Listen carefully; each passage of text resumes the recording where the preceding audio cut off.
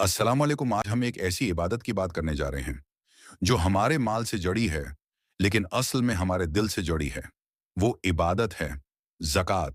हम सब रिज़्क कमाने की फ़िक्र करते हैं, हम बचत करते हैं, हम सोना खरीदते हैं, हम कारोबार बढ़ाते हैं। लेकिन क्या हमने कभी सोचा कि इस माल में किसी और का भी हक है?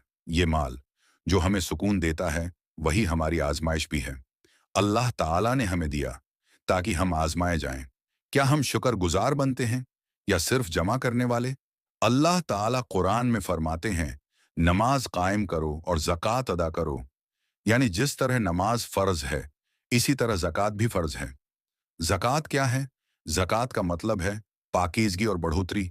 ये माल को कम नहीं करती, बल्कि उसे पाक करती है।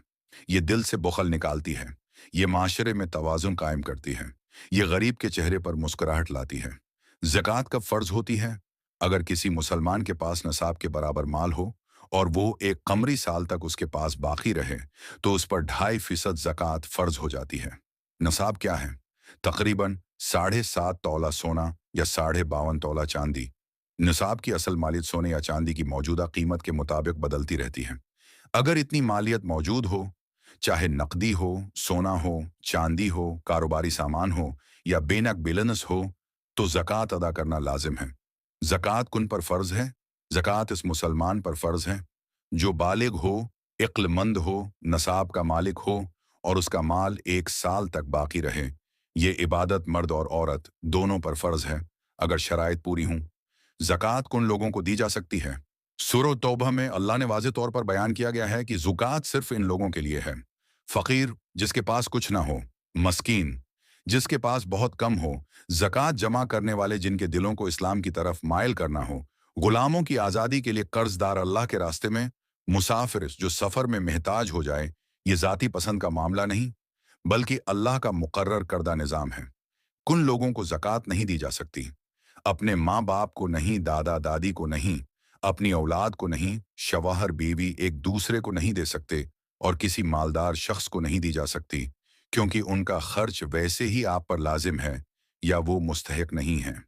उहादीस की रोशनी में नबी करीम सल्लल्लाहु अलैहि वसल्लम ने फरमाया, इस्लाम की बुनियाद 5 चीज़ों पर रखी गई है और उनमें ज़कात अदा करना भी शामिल है।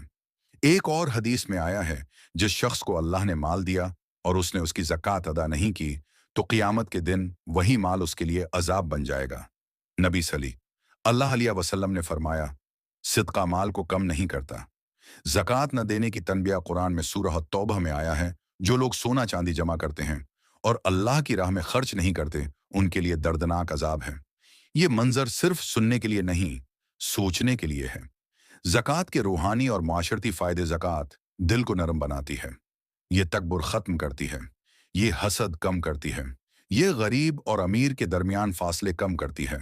जब एक अमीर शख्स ज़कात देता है, तो एक गरीब के घर में चूल्हा जलता है, एक बच्चे को तालीम मिलती है, एक बीमार का इलाज होता है और सबसे बड़ी बात, अल्लाह राज़ी होता है।